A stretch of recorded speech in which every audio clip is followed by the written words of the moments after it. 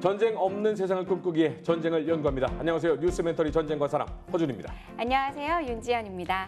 7월 27일은 정전협정이 맺어진 지 70주년을 맞이하는 해입니다. 1950년 6월 25일 시작됐던 잔혹했던 전쟁, 1953년 7월 27일 정전협정을 맺으면서 끝이 났습니다. 그래서 오늘 저희가 배경도 살짝 변화를 줘봤습니다. 맞습니다. 마치 이 역사를 기록하는 기념관 한가운데 있는 것 같은 그런 느낌이 들지 않습니까? 오늘 이 기념관이랑 굉장히 잘 어울리는 두 분 모셨습니다. 방종관 센터장님, 고한빈 학예사님 모셨습니다. 안녕하세요. 안녕하세요. 네.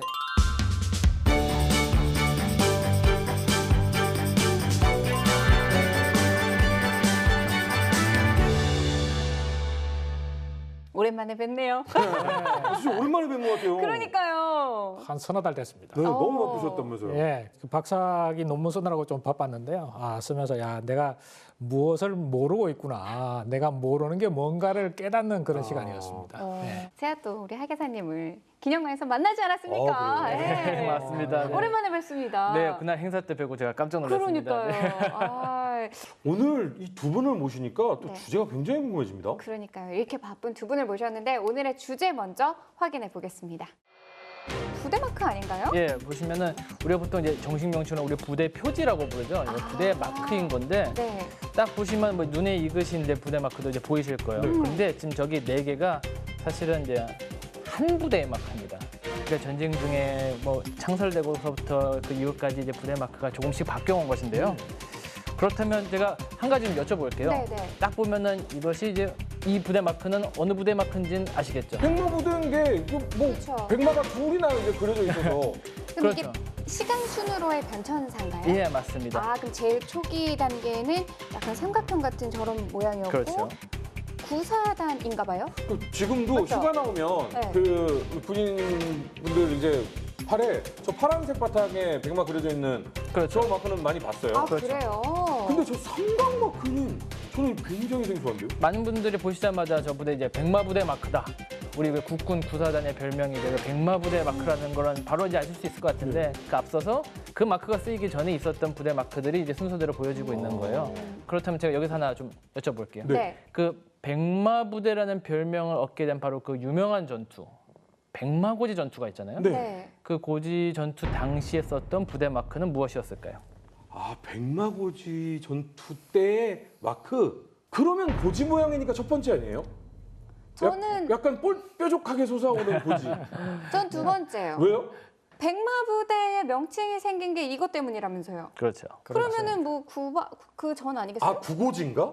구고지? 그러니까 왜 고지 명칭 있잖아요. 아니요, 구는 사단이겠죠. 장군님께서 한번 정리도 좀 해주시죠. 네. 395고지니까 9도 들어갑니다. 백마고지가 395고지거든요. 네. 정리를 하자면은 정답은 말씀하신 대로 두 번째입니다. 첫 번째 부대 표식은 구사단이 1950년 10월 25일 날 창설이 됐습니다. 네. 그래서 11월 3일 날 처음으로 부대 표식을 만들 때 첫 번째 마크를 사용을 했고요. 두 번째는 그것이 조금 지난 다음에 1951년도 8월 달에 두 번째 구자가 들어간 저 마크를 사용했습니다. 네. 그리고 세 번째는 1953년도 1월 달부터 사용을 했는데요. 그 사이에 백마고지 전투가 있었던 겁니다. 이해하시겠죠? 그래서 백마고지에서 출중한 실력을 보여줬다라고 해서 백마부대가 된 거예요? 이승만 대통령께서 상성백마라는 휘호를 내리면서 백마고지 전투의 승리를 기렸죠.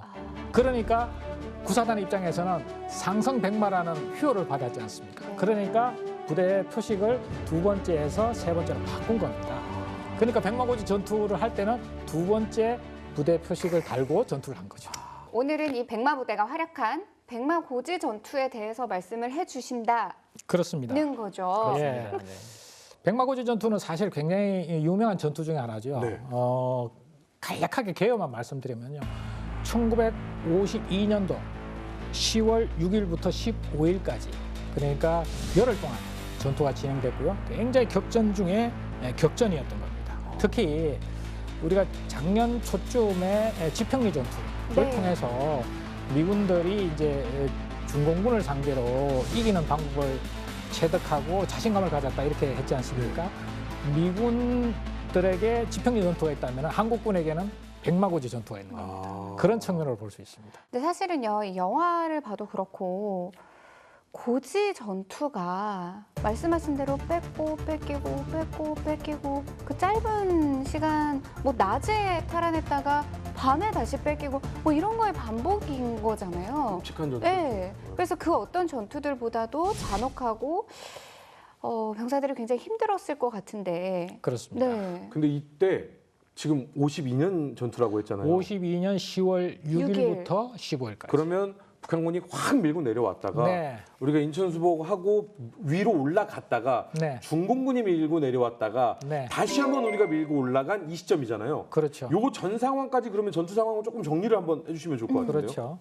6.25 전쟁을 크게 보면 4단계로 구분을 합니다. 네. 첫 번째 단계는 1950년 6월 25일 북한군이 침공한 시기. 그러니까 북한군의 공세 시기가 되는 거죠. 네. 그래서 6월달 50년 6월달부터 이제 9월 초까지 낙동강 방어선에서 교두보에서 이제 방어를 하는 그 단계까지가 1단계고요. 가슴도 굉장히 어려운 시기였죠. 네. 두 번째 단계는 이제 한국군이 이제 위로 올라가는 겁니다. 북진기. 네. 그래서 9월 중순부터 해서 10월 중순까지 이때가 되면은 저희 한국군이 어디까지 올라가면 주력은 청천강 2부까지 올라가고요. 일부 부대는 이제 압록강 수통에 물을 떠오는 이제 이런 상황까지 이어지는 거죠. 거의 이제 통일이 가까워졌다라고 생각했는데 다시 이제 중공군이 개입하는 거죠. 이게 3단계입니다. 그래서 50년 11월부터 이제 중공군의 공세가 시작돼서 다시 밀립니다. 네. 그 과정에서 중공군이 5번의 공세를 이어가죠. 최종적으로 저희가 가장 남쪽으로 밀렸을 때가 평택하고 삼척선입니다. 그다음에 유엔군의 또 재반격이 이루어지죠. 네. 재반격이 이루어지면서 이제 그 현재 휴전선까지 전선이 다시 올라가는 그런 과정이 있게 되는 겁니다. 이제 전선이 휴전선까지 건쳐 올라갔을 때 이제 드디어 이제 양측에서 드디어 일방적인 승리는 이제 어렵겠구나. 뭐 휴전을 이제 고민해야 될 휴전 협상을 이제 고민해야 될 시점이 되지 않았나 이제 이런 상황이 이제 진행되는 거죠. 사실 제일 처음에 북한이 밀고 내려왔을 때는 확 밀고 내려왔잖아요. 네. 그랬다 확 밀고 올라왔다가 이 바운더리가 점점 좁아지고 있다라는 것은 그만큼 치열해지고 있다라는 그러니까요. 거잖아요. 그렇죠. 저희들이 통상적으로 이제 6.25 전쟁을 기억할 때 3년이라는 기간은 기억하지 않습니까? 그런데 사실은 방금 말씀드린 대로 내려왔다가 올라갔다가 다시 내려왔다가 휴전선에 정체되는 그 시간이 딱 1년밖에 안 됩니다. 네. 그리고 나머지 2년 기간은 휴전 협상과 고지 전투가 계속 이어지는 이런 상황이 되는 거죠. 그리고 이때 사상자 비율도 보면은 이 2년 동안에 실질적인 사상자가 6.25 전쟁 전체 기간에 한 40% 이상이 발생합니다. 실질적으로 그 고지 전투 하나하나의 고지 전투는 정말 치열한 이제 격전이 벌어지게 되는 거죠. 네. 말씀하신 대로 2년이나 이게 지속이 된 거예요. 예, 그렇죠. 사실 앞선 1년에 비하면 뒤에 2년은 비교적 전선이 안정된 시기, 전선이 교착된 시기라고 이야기는 할 수 있는데 상당히 큰 전투들이 많이 있었고 더욱더 민감한 건 같은 시기에 정전 회담이 지속되고 있었다는 것. 그리고 회담이 교착되면 전선에서 새로운 전투가 일어나고 그 전투의 결과가 다시 회담에 영향을 미치고. 그러니까 지금부터는 정치와 전쟁이 서로 이제 영향관계를 주고받게 되는 아주 기묘한 시기가 되는 거죠.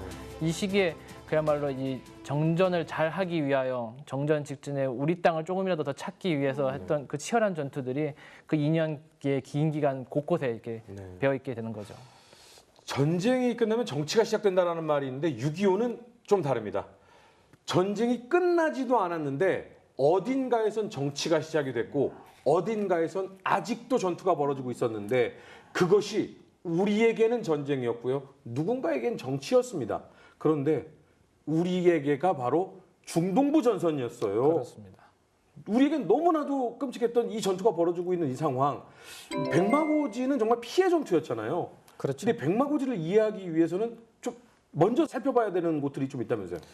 그렇죠. 그 6.25 전쟁 전체적인 전투 상황을 지켜보면은 중공군의 이제 특이한 전술 가운데 하나가 있습니다. 뭐냐면은 이제 전선에 여러 부대가 방어를 하고 있는데 중공군이 공세를 취할 때마다 주 타켓을 주 공격 지역을 한국군이 방어하고 있는 지역을 공격을 합니다.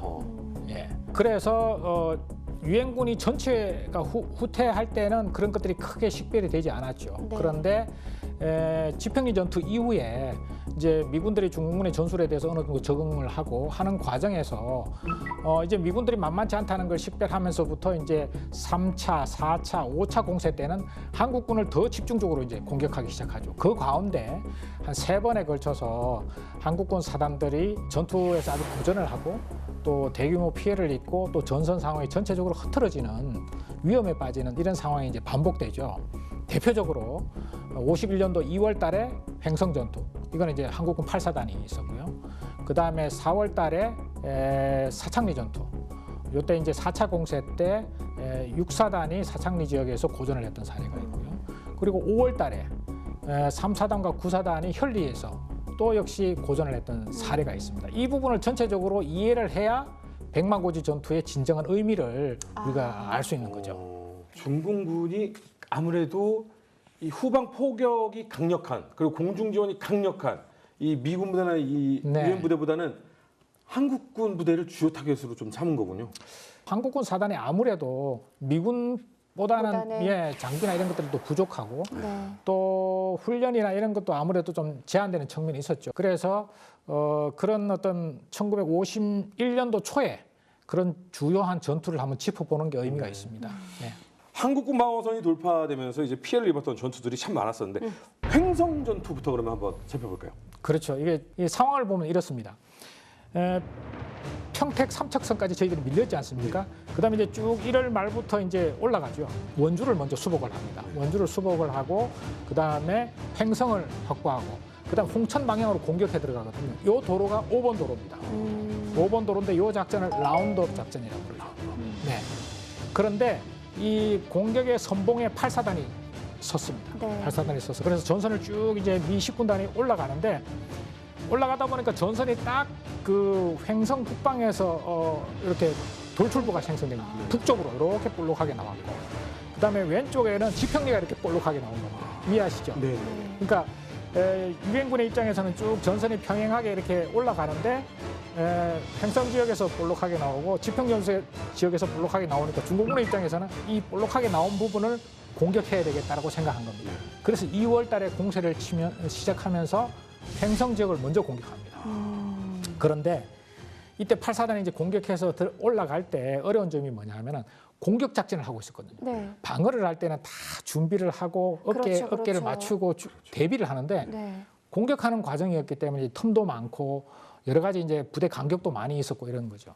그런데 이제 그 야간에 1951년 2월 11일 날 야간에 그 횡성과 홍천 사이에 오음산이라고 있습니다. 한 800고지 내지 900고지 정도 됩니다. 그 능선을 따라서 중공군이 좌우 척방으로 침투식 기동을 해서 들어와서 이제 철수로가 차단된 겁니다. 이 과정에서 8사단과 그 후속 지원을 하는 이제 유엔군 부대들이 한 50% 이상 그 장비와 그다음에 인명 피해가 발생한 거죠.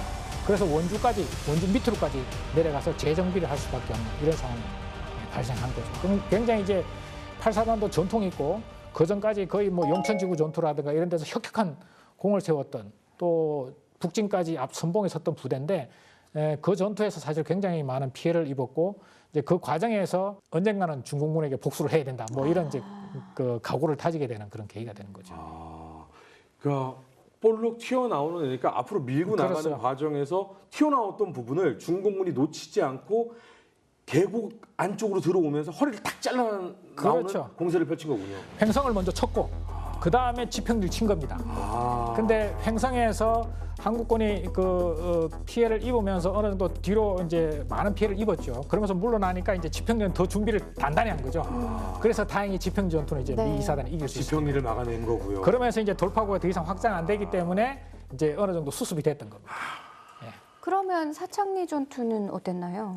사창리 전투는 그 앞서 말씀하셨던 횡성 전투 2달 뒤의 일이에요. 1951년 4월 22일서부터 24일에 있었던 전투고요. 장소는 전투 이름 그대로 사창리, 강원도 화천에 있는 곳입니다. 네. 이곳에서 우리 국군 6사단이 겪었던 역시나 뼈아픈 패전이었습니다.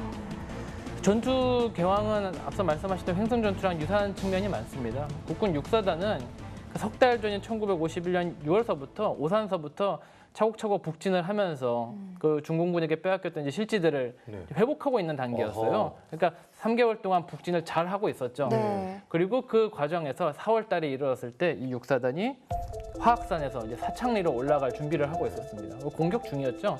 근데 사창리 주변에는 산세가 상당히 험했습니다. 이 중공군이 어쩌면 이 기세를 이용하면은 우리 반격 중이던 국군 육사단에게 치명적인 피해를 입힐 수 있겠다 해서 사창리 주변에서 대규모 공세를 가하는데 바로 그 공세가 우리가 말하는 사창리 전투가 되는 거죠. 이번에도 마찬가지 상황이었습니다. 전방에 있었던 두 개 연대 사이로 중공군이 산맥을 이용해갖고 국군과 국군 부대 사이를 이제 비집고 들어온 거예요. 그러면서 후방을 차단했고 후방의 예비 부대마저도 예비 위치에서 중공군의 공격을 맞게 된 상황이 맞았거든요. 그러니까 그야말로 육사단 전 지역이 한 번에 전장이 돼버린 거죠.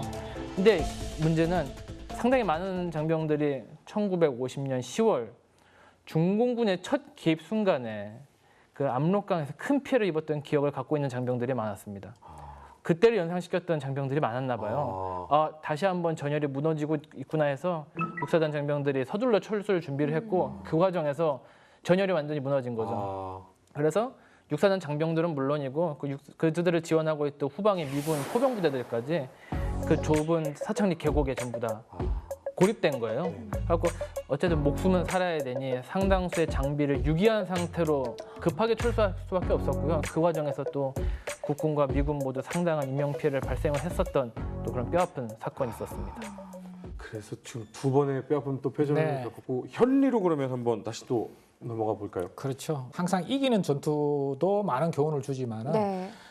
우리가 패배했던 전투도 우리가 그것을 통해서 더 큰 교훈을 얻어야 되거든요. 간략하게 설명드리면은 1951년도 5월 16일 날 중공군의 공세가 있었습니다. 한국군이 방어했던 형태를 보면은 3군단이 이제 3사단, 9사단 이렇게 해서 앞에 배치를 하고 있었고 그 옆에 이제 10군단이 있었는데 거기 7사단, 5사단, 미 2사단 이렇게 이제 5개 사단이 인제 지역으로부터 이제 홍천까지 이렇게 딱 배치가 돼 있었습니다. 그런데 중공군이 이 한국군 그러니까 미 10군단 소속의 한국군 7사단 방어 지역을 아주 그 병력을 집중해서 돌파한 다음에 바로 저 중심으로 후방의 한 50km, 한 60km 후방에 있는 오미제라는 고개를 차단한 겁니다. 그 차단한 고개가 결국은 3사단과 9사단이 철수를 할 때 반드시 거쳐야 되는 지역이었던 거죠. 그래서 3사단과 9사단이 결국은 이제 장비라든가 이런 부분을 다 유기하고 병력들만 거의 한 50%만 수습하는 이런 상황이 됐고 그 결과 3군단이 해체가 됐습니다. 한국군 3군단이. 그래서 이 세 번에 걸친 횡성, 사창리, 현리 전투의 어떤 그 한국군의 참패, 고전 뭐 이런 과정들이 이제 유엔군 전체적인 어떤 작전이라든가 앞으로 전쟁을 어떻게 수행해야 될 것인가에 대해서 굉장히 큰 고민을 던져주게 된 거죠. 예. 이게 인정하고 싶지 않지만 약간 이렇게 위에서 전체적인 느낌에서 객관적으로 바라보면 중공군 입장에서는 한국군이 약점이구나. 그렇게 이렇게 느끼는 생각을 거죠. 한 것 같아요. 네. 여기서 조금 제가 전쟁사를 쭉 연구하면서 느꼈던 것 중에 하나가 인해 전술이라고 통상 이야기하지 네. 않습니까? 중공군의 인해 전술. 뭐 다른 용어로도 많이 보편적으로 사용하는 용어인데 인해 전술이라고 하기에는 사실은 너무 단순화시킨 측면이 있습니다. 네. 뭐냐면은 중공군은 전술을 할 때 이제 국공내전에서 단련된 전쟁 수행 방법이 뭐냐면은 예를 들어서 상대방 10명, 내가 10명이 대치하고 있는 상황이라면은 공격하는 지점에는 10명 중에 8명을 투입하는 겁니다. 그리고 한쪽 지역에서는 2명만 지키게 하는 거죠. 왜냐하면 공격을 하는 사람 입장에서 주도권을 갖고 있지 않습니까? 그래서 방어하는 입장에서는 앞에 1명 내지 2명이 있어야 되는데 갑자기 8명이 오네? 그럼 4배가 되지 않습니까? 그래서 인해 전술이라고 표현하는 거죠. 근데 원래 전쟁의 원칙상 절약과 집중이라는 원칙이 있습니다. 근데 절약과 집중을 할 수 있는 선택권은 누구한테 있느냐? 공자한테 있는 네, 것입니다. 그렇죠. 그러니까 중공군이 3차 공세, 4차 공세, 5차 공세를 하면서 한국군을 집중적으로 노렸을 때 그 당시 한국군 지휘관들이 느끼는 입장에서는 인해 전술로 느낄 수밖에 없는 겁니다. 왜? 미군 정면에서는 아주 소수의 병력으로만 견제하고 전 병력을 한국군 정면에 투입해서 밀고 들어가기 때문에 한국군 입장에서는 당연히 인해 전술로 느낄 그렇죠. 수밖에 없는 거죠. 예. 미군 앞에는 미군 10만 앞에 2만의 중공군이 있고 그렇습니다. 한국 정면에 10만 앞에 20만 30만이 있으면 한국군이 불리할 수밖에 없는 상황이었던 것이죠. 그렇습니다. 네. 그런데 지금 이런 상황에서 그러면 유엔 참모 이 측에서는 유엔 사령부 입장에선 지금 이 상황에 한국군들이 작전을 잘 수행할 수 있을까? 지금 이런 의구심이 들 수 있는 이런 상황이었겠네요.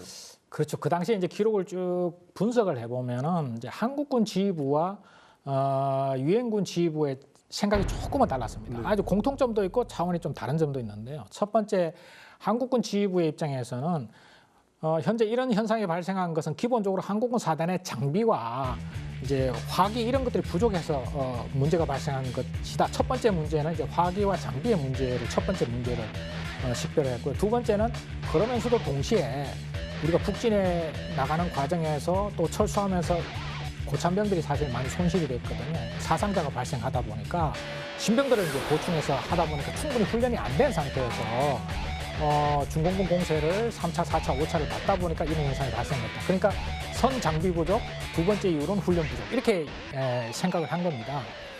그런데 유엔군 입장에서는 조금 순서가 바뀌었습니다. 첫 번째 원인으로 훈련 부족. 예.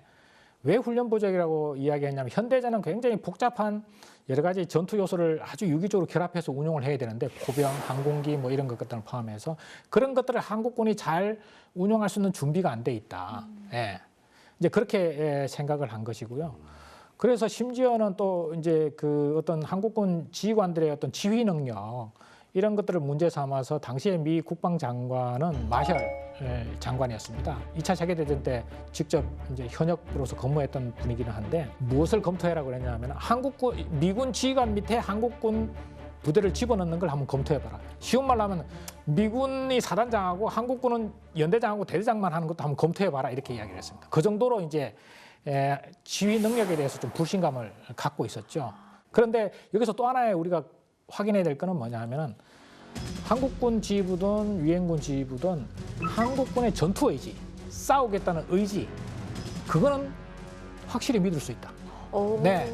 그런데 장비 부족이 문제냐, 훈련 부족이 문제냐, 그리고 우선순위가 우리가 무엇을 먼저 해야 되느냐, 여기에서 이제 시각의 차이가 조금 있었던 거죠. 그래도 의지만큼은 그렇습니다. 인정을 다 하고 있었네요. 그렇습니다.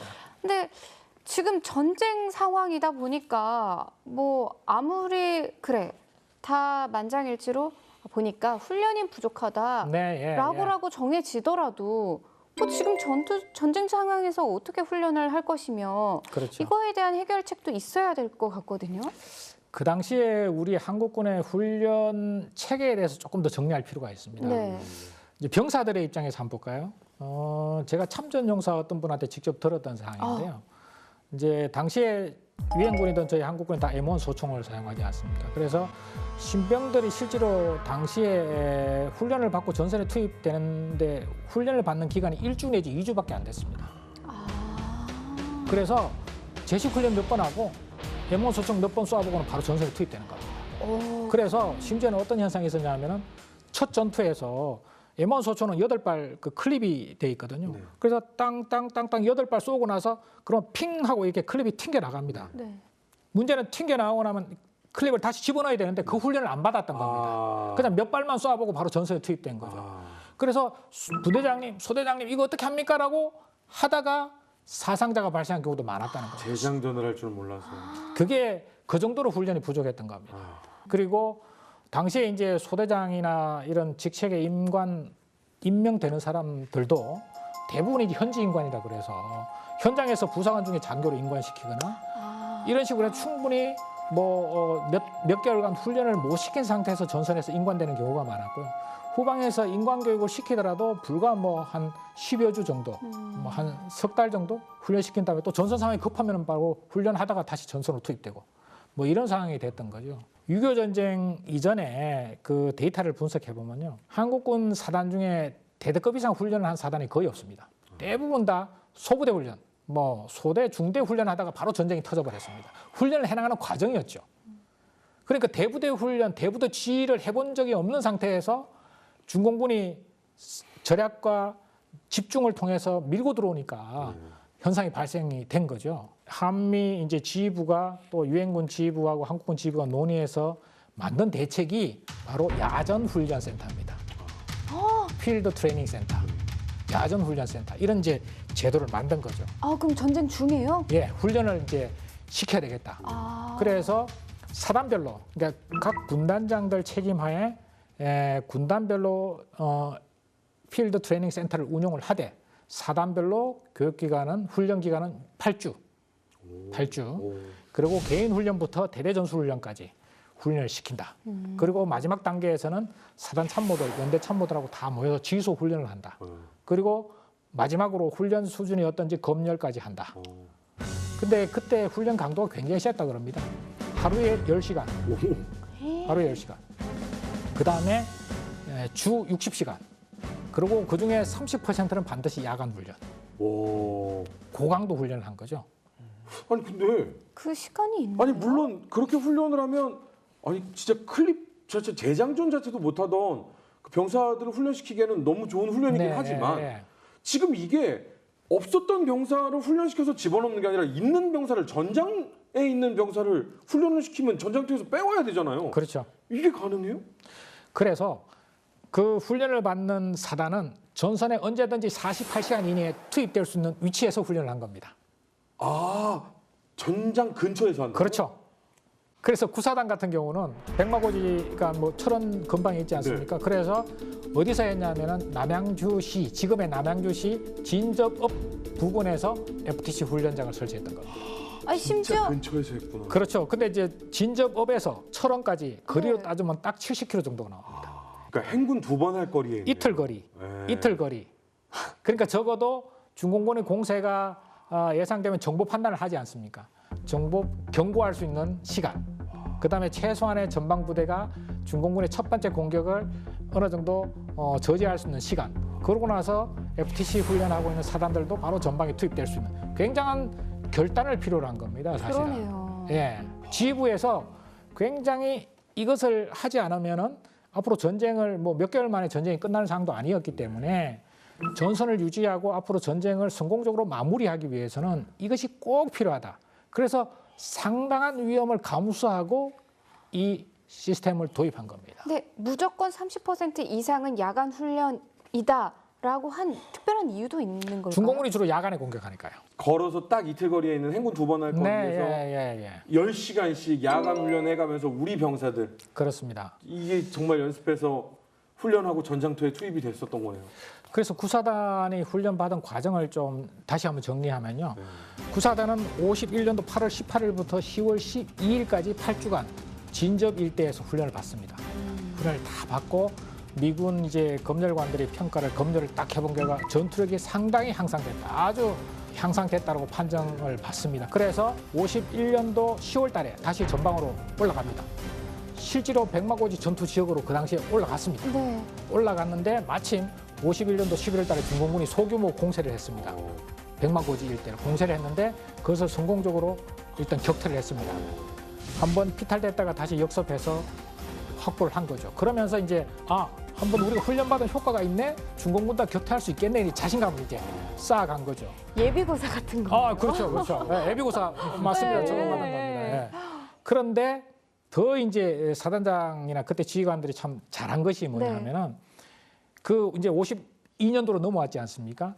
그 52년도가 시작되면서 또 훈련을 한 겁니다. 거기서 그 현장에서 않고, 네. 예, 부대가 배치된 상태에서 또 군단 통제하에서 8주, 사단 자체적으로 5주 훈련을 또 한 겁니다. 자체적으로. 네. 그리고 이 부사관들이 이제 분대장, 부소대장 이런 역할이 중요하지 않습니까? 그래서 중령급 지휘관으로 해서 부사관 교육대를 만들어서 부사관들까지 또 트레이닝을 막 시킵니다. 또 FTC 훈련을 통해서 한번 훈련의 효과를 자기 스스로 확인한 다음에 그것을 체질화시키고 점점 더 이제 부대 단위로 이렇게 팀워크를 맞춰가는 이 과정이 52년도 전반기에 있었던 겁니다. 이런 준비 과정이 있었던 걸 분명히 인식할 필요가 있습니다. 그러니까 뼈아픈 패전을 겪으면서 우리가 이렇게 이대로 가서는 안 된다라고 그렇죠. 하면서 현장 근처에 이 훈련소를 설치하면서까지 우리가 노력해서 네, 준비를 마친 거군요. 그렇습니다. 멋집니다. 예. 그래서 앞서서 우리가 백마 전투를 알기 전에 그 앞선 전투들에 대한 좀 파악이 필요하다라고 말씀을 그렇습니다. 하신 거군요. 예, 예. 그러니까 이렇게 준비를 하고 이제 51년 10월 말이 됐고 52년까지 추가 훈련을 열심히 한 상태에서 10월 달에 어서 와. 그렇습니다. 이게 백마 전투야. 예, 예. 백마고지 전투. 예. 그러면 저희 입장에서도 준비가 완벽하게 우리 된- 입장에서는 이제 준비가 된 거죠. 네. 예, 준비가 된 거죠.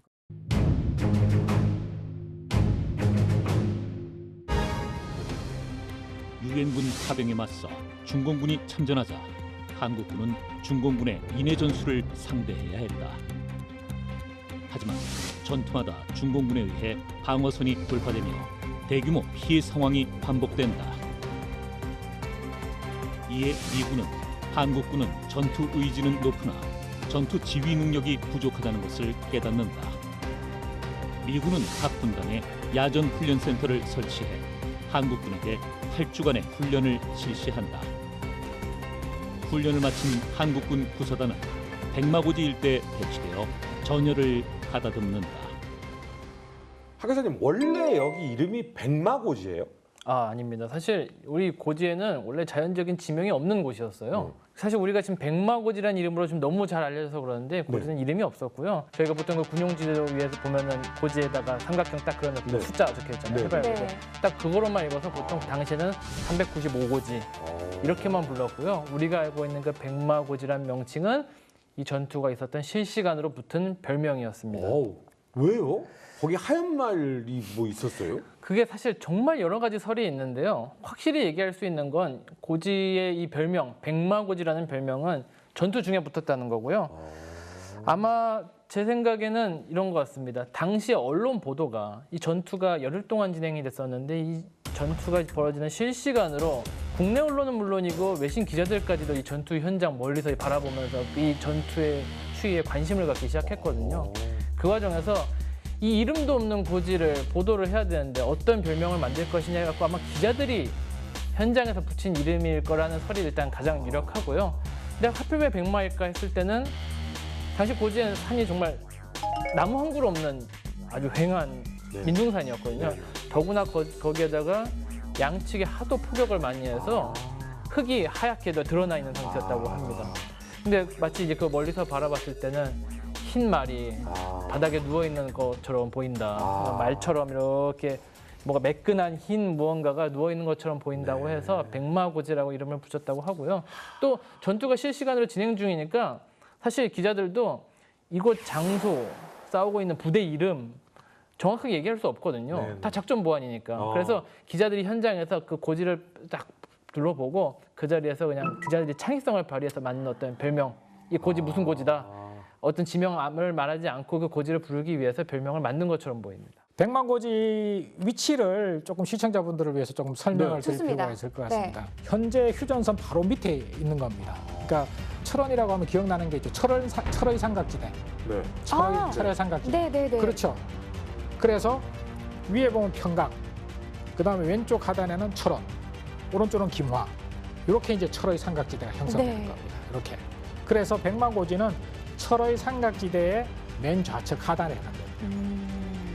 그리고 저 철의 삼각지대가 왜 중요하냐면은 저 백마고지에서부터 도로가 두 개가 뻗어나갑니다. 어디로 가냐면 왼쪽으로 이렇게 흘러가면 3번 도로가 흘러갑니다. 3번 도로 어디로 갑니까? 의정부로 가죠. 왼쪽으로 의정부로 흘러서 서울 바로 북방으로 바로 내려갑니다. 오른쪽으로 이렇게 비스듬히 내려가면 43번 도로로 갑니다. 43번 도로 내려가면 어디 갑니까? 태계현 쪽으로 갑니다. 서울 우측으로 이렇게 내려갈 수 있는 거예요. 그래서 백마고지 일대를 우리가 뺏기게 되면은 기본적으로 철원평야를 다 내줘야 됩니다. 그리고 전선이 한 10km 더 후방으로 밀려나야 되고 심지어는 서울이 사실은 더 중공군이 공세가 되면 서울이 위험할 수도 있는 이런 아주 핵심적으로 중요한 지역이 바로 백마고지다 이렇게 볼 수 있는 거죠. 그러니까 생각보다 정말 순식간에 몇십 분이면은 서울에서 저 철원까지 이 당도할 수 있는 자동차로 밟으면은 1시간이면 갑니다. 네, 정말 가까워요. 그러니까 저 고지가 그만큼 네. 중요한 지점이라는 거죠. 예, 그렇죠. 네. 자, 그럼 당시에 이 우리 군의 부대 배치 한번 살펴볼까요? 당시에 모든 사단은 3개 연대가 있습니다. 그래서 보병 부대부터 먼저 말씀을 드리면요. 그러니까 백마고지 조 지역은 기본적으로 30연대가 맡았습니다. 30연대가 맡았고, 그 다음에 백마고지 우측 지역을 29연대가 맡았습니다. 그리고 그 예비로 28연대가 있는 거죠. 그러니까 사단 입장에서는 30년대 좌측, 우측 29연대, 예비 28연대 이렇게 있었습니다. 네. 그러면 백마고지 지역을 전체적으로 담당하는 30연대 입장에서는 또 배치를 해야 될 거 아닙니까? 그래서 백마고지 정상에다가 1대대를 배치했습니다. 1대대. 그리고 백마고지에서 조금 우측 지역에다가 2대대를 배치하고요. 통상 그러면 3대대를 예비로 하는데 이 고지가 너무나 중요하기 때문에 3대대 중에 1개 중대만 연대 예비로 남기고 2개 중대를 다 395고지 앞과 뒤에다가 추가적으로 배치를 했습니다. 네. 그러니까 연대 입장에서는 백마고지 일대는 적어도 1개 대대 플러스 2개 중대, 백마고지 395고지 정상 부근에다 배치를 해놓고 그 다음에 이제 연대 예비로는 1개 중대만 가진 상태가 되는 거죠. 예. 근데 그럼 고지 위가 하얗게 드러날 정도로 잘 보이잖아요. 네, 적의 폭격에 너무 노출되지 않았을까라는 그렇죠. 걱정이 되네요. 나중에 이제 전투 경과를 쭉 보시면 아시겠지만 네. 이 전투에서 가장 중요한 요소는 바로 화력이었습니다. 네. 화력의 핵심은 포병이었죠. 아, 그래서 이 배치를 보면요. 네. 이제 저 백마고지 395고지 남쪽으로 한 3 내지 5km 남쪽에 이제 한국군 포병대대, 그다음 미군 포병대대 이런 부대들 한 8개 정도가 밑에서 이제 화력을 지원하기 위해서 배치가 되어 있었고 중공군도 아마 그 시점에 상당히 포병 부대가 보강이 됐다고 합니다. 그래서 중공군도 저 위에 그 북방에 한 3 내지 5km 상공에 그 당시에 중공군들은 연합 유엔군의 그 항공 폭격이 워낙 두려웠기 때문에 전부 이제 갱도에 넣어서 유기화된 진지에서 포병 사격을 했다 이런 기록도 있습니다. 그리고 여기서 좀 특이한 것 중에 하나가 이 전차의 주포를 활용해서 이 고지 전투를 지원해준 대표적인 사례입니다. 그래서 저런 이제 사진을 보시면은 저렇게 위에 있는 사진이 M36 전차인데요. 90mm 주포를 가지고 중공군의 직사화기 이런 이제 기관총이나 이런 걸 이제 쏴서 파괴해주는 역할을 하는 거죠. 그리고 밑에 있는 전차는 미군의 M46 패턴. 저 전차가 한국군도 한 약 10대, 미군도 한 10대 정도, 한 20대 정도가 백마고지 전투에서 우측 지역에 이게 그 능선에서 좌측으로 보면서 이렇게 사격 지원을 해준 아주 특이한 고지 전투가 되겠습니다. 예. 그러면 양 옆에서 그냥 오기만 와 하면서. 그렇습니다. 근데 중요한 게 이 전투 개시 직전에 중공군 장교가 기순을 해가지고 중요한 정보를 줬다면서요? 기순을 했어요? 예, 맞습니다. 사실 또 역사적인 대사건에는 항상 늘 이제 징조가 있기 마련이라고 생각을 하는데요. 중공 이용평. 그러니까 그렇죠. 그 유명한 백마고지 전투가 있기 3일 전이었던 1952년 10월 3일의 일이었는데요. 네.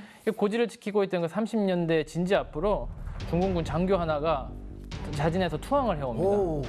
근데 자기 스스로 이제 이름 밝히기로는 기록상으로는 성함은 정확히 안 알려져 있는데 곡중교라고 좀 문서에 적혀 있어요.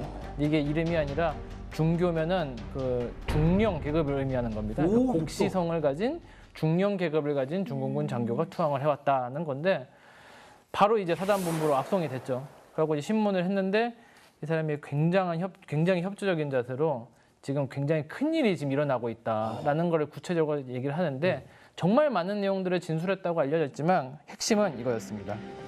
10월 4일과 6일, 그러니까 지금 진술하고 있는 이 시점에서 3일 이내에 자기가 속한 부대를 포함한 대규모 부대가 백마고지를 공격해 올 거고 그거에 앞서서 봉래호라고 있습니다. 당시 백마고지 뒤편은 역곡천이라는 천이 흐르고 있었거든요. 그리고 그것을 막는 수문이 봉래호라고 위에 있었는데 봉래호 수문은 또 지금 공산 측 진영 안에 있었습니다. 그 수문을 열거나 터뜨리면은 그 역곡천이 범람을 해갖고 백마고지 후방이 전부 다 갇히는 형국이거든요. 지금 중공군이 그것을 계획하고 있다. 대규모 공격을 할 것, 그다음에 봉래호 수문을 터뜨릴 것이다. 라는 증언을 했고 사실 이것보다 더 재밌는 증언들도 많이 했습니다. 이 사람이 얼마나 진술을 잘해줬냐면 이 대규모 전투를 앞두고 개개인에게 지급되는 탄약 숫자까지 지원해줬거든요. 이거 굉장히 치명적인 거 아닌가요? 정말 자기가 네. 그 계급에 자기가 속한 부대, 자기 계급에서 알 수 있는 모든 것을 육사단 사령. 근데 중령급 정도 되면은 사실 전투에서 굉장히 핵심적인 역할을 하는 예, 인물이잖아요. 더구나 이 사람은 특이하게 또 정치지도원, 정치장교였습니다. 이야. 그래서 왜? 그 참 신기한 일이죠. 그러니까 저도 어떤 이유로 귀순을 해온 건지 좀 더 알고 싶은데 그 기록은 또 불행히도 안 지금 나왔어요. 정확하게 남아있진 않지만 상당히 구체적인 증언을 했고 이것을 인지했던 이제 우리 당시 구사단장이었던 이제 김종호 소장이 급하게 연대장 회의를 소집을 하죠. 난리 났다. 이제 우리가 드디어 기다리고 있던 그 대규모 전투가 닥치고 있고 30년대 이제 비상을 걸어서 방비를 강화하고 후방에 있었던 예비 부대에게는 출동 준비를 마치고 그리고 문제는 꼭천이 범람을 하니 30년대가 전투 시작되자마자 고립될 수 있는 상황이거든요. 그렇죠. 그러기 위해서 30년대 지금 백마고지에 추진돼 있는 30년대에 일주일치 식량, 탄약, 식수 미리 배치해라. 이런 식으로 준비를 시켰고 실제로 그 준비가 전투 개시 전에 완료가 됐습니다. 그러니까 말은 이 증언 하나로 이 구사단의 전투력이 정말 이 대규모 공세를 앞둔 이제 구사단의 전투력이 갑자기 일신되는 거죠. 정말 이 전투를 기다리기 위한 준비를 만반의 준비를 할 수 있었던 거고 사실 이 증언 하나가 정말 의미가 큰 것이 이 내용은 심지어는 중국 측에서 기록한 공식 6.25 전쟁사에도 들어가 있습니다. 결과적으로 백마고지 전투 자신들이 실패했는데 실패 원인 중에 하나로 꼽고 있어요. 작전 정보가 개시 전에 너무 많이 샜다는 걸 스스로 인정하고 있을 정도로 아주 결정적인 순간이었죠. 이 정도면은 타임머신을 타고 이 아마도 이제 천사가 와가지고 예. 아마도 이제 국共내전 이후에 국민당 군대도 일부 이제 중공군에 편입이 된 거죠. 이제 그 과정에서 사상적으로 여러 가지 이유로 이제 맞지 않는 저 인원이 이제 고급 장교가 됐었고 결국은 아마 그 포로가 됐다가 아마 대만 지역으로 갔을 가능성이 있습니다. 근데 궁금한 게요. 이 사람 말이 정말 사실인지 아닌지 그 진위 여부도 따져봐야 되는 거 아닌가요? 무작정 누군지도 모르고 뭐 신원은 파악된다 하더라도 이 말이 정말 진짜인지 아닌지도 모르고 섣불리 움직여서도 안 되는 상황인 거잖아요. 진심이 느껴지지 않았을까요? 그런데 제가 그 자료 네. 일부 이게 좀 더 확인을 해봐야 되겠지만 일부 자료에는 네. 포로를 획득해서 이중으로 확인을 했다라는 말이 있습니다. 그러니까 수색대를 보내는 거죠. 보내서 그 포로를 획득해서 지금 중공군이 공세를 취하고 있는 게 맞는 거야? 다시 이중으로 확인하는 겁니다. 네, 그런 과정이 있었다라고 일부 기록에 나와 있습니다. 그치, 무작정 믿잖아요. 그렇죠, 그치? 그렇죠. 네. 그러면 진짜 공세는 포로가 진술했던 10월 4일서부터 6일 사이 어느 시점에서 대공세가 있을 것이다. 이제 국군 구사단도 이제 초조하게 중공군의 공세를 지금 기다리고 있는 상황인데 네. 그 포로가 진술했던 마지막 날 6일 아침서부터 이제 고지 주변이 상황이 이제 심상치 않게 돌아가기 시작합니다. 원래 간헐적으로 중공군의 포격이 계속 떨어지고 있는 곳이긴 했어요. 그런데 6일 날 포격량이 크게 늘기 시작합니다. 사실 아마 여기서부터 그 구사단 장병 대부분이 느꼈을 것 같습니다. 왔다. 포로의 진술이 틀리지 않았다. 중공군의 대규모 포격 밀도가 점점 높아지기 시작하고요. 그거에 맞서서 유엔군의 맞포격도 일어나기 시작하면서 이미 전투가 시작되기 전부터 백마고지가 아주 시끄러워지기 시작합니다. 그러면 이제 중공군은 아마 언제 공격할 것인가? 근데 앞서서 이미 얘기했지만 중공군은 야간 기습을 네. 아주 좋아하거든요. 아니나 다를까 바로 이제 해가 질 즈음에 중공군의 포격량이 갑자기 급증하고 백마고지 위로 떨어지는 포격이 많아지기 시작하더니 갑자기 역곡천이 범람하기 시작합니다. 역곡천이. 네, 드디어 결국 중공군이 그 동네로 수문을 터뜨린 거죠. 폭약으로 수문을 터뜨려갖고 역곡천이 범람하면서 백마고지를 고립시키기 시작했고 바로 그 순간에 중공군 대규모 병력이 백마고지 정상을 향해서 이제 달려오기 시작하는 걸 이제 국군이 마주하게 되는 거죠. 그럼 미리 그 역곡천 좀 항공 지원으로 터트려 놓았으면 안 되는 거였나요? 그걸 터뜨렸으면 이제 국군의 평상시 보급이 이제 우리 스스로 백마고지를 차단시키는 꼴이 되니까요. 스스로 차단이니까. 이게 사실 뭐 나중에 이야기긴 하지만 그 안 그래도 이미 역곡천의 범람 위험은 이미 예전서부터 국군과 유엔군 사이에서 경고된 내용이었기 때문에 백마고지 전투 실시간으로는 미군 공병대대가 붙어서 부교를 설치합니다. 그래서 범람을 하더라도 상관없고. 네, 그렇죠. 이게 범람되더라면 당연히 보급이 차질이 생기겠지만 미군 공병대대가 전투 실시간 내내 붙어서 그 부교를 유지를 시켜주거든요. 그 노력으로 국군이 끊임없이 병력도 보충해주고 보급품도 내려보낼 수 있고 결과적으로 백마고지에 지탱한 어떤 생명줄을 이제 이루어지게 해준 것이죠. 근데 고지라는 것이 사실 선점한 부대에게 당연히 유리함이 있잖아요. 그렇습니다. 근데 이 주인이 그 전에도 몇 번 바뀌었었다면서요? 그렇습니다. 이게 그 백마고지 전투 전체 상황을 이제 이게 열흘 동안 중공군은 12번 공격하고 고지 정상이 7번 빼앗기고 다시 탈환하고 이 과정이 있기 때문에 사실 전 과정을 설명하면 몇 시간에 걸쳐서 설명해도 사실 부족합니다. 총 12번의 이제 중공군 공세가 진행이 되는데 전투 기간, 전투가 한번 치열하게 교전이 막 시작해서 전투가 소강 상태에 접어들 때까지 그 12번의 그 과정에서 제일 전투가 오래 지속된 시간과 짧게 지속된 시간 한번 찾아봤습니다. 그랬더니 제일 짧게 지속된 게 1시간짜리 그 교전이 있었던 상황이 있었고요. 심지어는 24시간 교전이 있었던 상황도 있습니다. 우리가 통상 뭐 24시간 하루 정도 전투 있을 수 있지 않습니까? 라고 생각할 수 있습니다. 그런데 실제로 고지 전투에서 24시간 전투가 지속되는 것은 굉장한 치열한 전투고 어려움을 요합니다. 왜냐하면 고지 정상에 있는 사람들은 당시에 전투 식량이 있는 것도 아니고 거의 식사도 못한 상태에서 밤새도록 24시간 동안 전투를 한다고 생각해 보십시오. 그리고 그 만약에 보급이라든가 열흘 동안 지속되면서 결국은 미리 준비한 보급량으로 보충이 안 되기 때문에 이 여담입니다만 당시 한국군 노무단이라는 게 있었습니다. 지게로 탄약, 주먹밥 이런 걸 수송하는 분들이 있었거든요. 이분들이 포탄이 떨어지는 상황에서도 탄약과 주먹밥을 수송해 주는 걸 먹어가면서 전투를 24시간 한 겁니다. 이게 결국은 12번이 반복된 겁니다, 거의. 그리고 전투가 한 번 공격해서 2차 공격, 3차 공격 사이가 연속으로 이루어진 경우도 있고요. 그 사이가 최대한 길은 시간이 9시간 50분밖에 안 됩니다. 네? 그러니까 실질적으로는 열흘 동안 계속 전투를 했다고 보면 되는 겁니다. 그래서 그 강도와 전투의 치열함 이런 것들은 우리가 머릿속으로 상상하는 것과 실제로 현장에서 당시에 한국군이 느꼈을 그런 전투의 어려움과 이런 부분들은 뭐 우리가 상상하는 몇 배 그런 치열함과 강도, 어려움이 있었다라고 볼 수 있는 거죠. 중공군 그리고 인민군과 싸우시는 우리 국군 정병들께서는 무슨 생각이셨을까요? 여기가 뚫리면 서울이 뚫린다. 대한민국이 뚫린다. 이 생각밖에 없지 않으셨을까요? 나라를 지키셨던 그 백마부대 장병들의 이야기 10일간의 전투 다음 시간에 이어집니다. 꼭 지켜봐 주시기 바랍니다. 다음 이야기. 1951년 6.25 전쟁 당시 한국군은 중공군과의 전투에서 여러 번의 뼈아픈 패배를 경험한다. 이로 인해 체계적인 야전 훈련 시스템을 도입한 한국군은 중공군에 대한 서력을 다짐한다. 마침내 1952년 10월 중공군이 철원에 대한 공세를 시작하면서 백마고지 일대에 긴장감이 감돈다. 한국군이 대규모 중공군에 맞서 빛나는 승리를 기록한 백마고지 전투에서는 어떤 일들이 벌어졌나? 한국군의 투지와 능력을 입증한 백마고지 전투 2부 많은 시청 바랍니다.